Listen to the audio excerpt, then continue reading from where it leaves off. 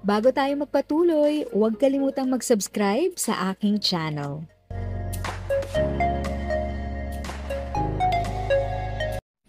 Thank you sa pag-click ng aking video. Good day po sa lahat ng ating SSS pensioners. Sa mga bagong viewers at napadaan lang, by the way, I'm Tita Eda. Welcome to my channel. Ang channel na maghatid sa iyo ng dagdag kaalaman tungkol sa government services, bagong mga balita at informative videos na galing sa legit na resources. Mag-subscribe na para updated ka. Ako po si Susana Dalmat. Galing po ako ng Milan, Italy. Pumunta po ako dito para ma-check po yung aking pension sa SSS na nag-back off. Tatanong ko lang po kung paano po maaayos yung aking pension para makaabot ko po yung mga buwan na hindi ko po natanggap yung pension ko. Ano po kaya ang dapat po gawin? Oo nga, may tanong siya. Siguro nahinto yung pension ni nanay, no? Mula pang Milan, Italy, ma'am. Ano po bang ma-address, ibigay nating dito, advice? So, nahinto yung pension ni nanay. I suppose, na-suspend siya.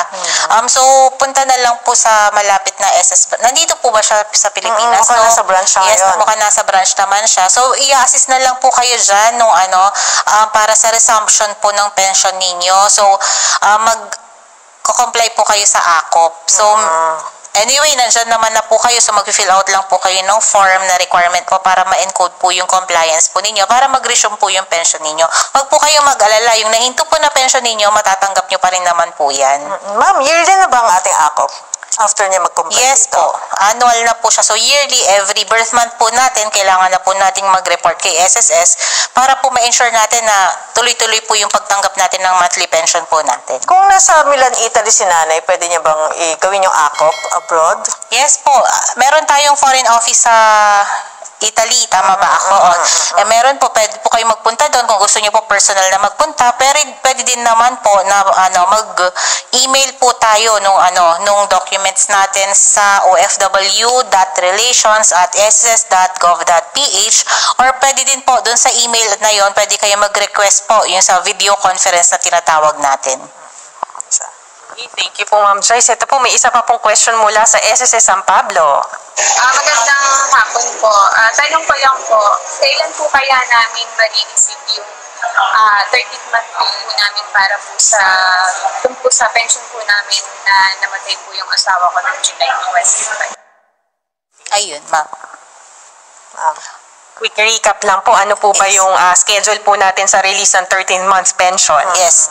Ang schedule po natin is, ang contingency date mo is from the 1st of the month up to 15th of the month.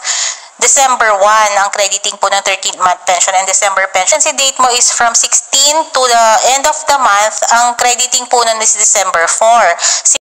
If sa tingin mo, natulungan ka ng video ko na ito, nakasave ka sa oras mo, you can click yung thanks button at any amount ay malaking help sa pag-grow ng channel ko. Yan lang po muna ang aking update. Sana ay nakatulong na dagdag kaalaman ang aking shinare today. Ang goal ng aking channel ay mag-create ng awareness. Kung ganitong mga topic ang gusto mo, panoorin mo ang mga videos ko na ito.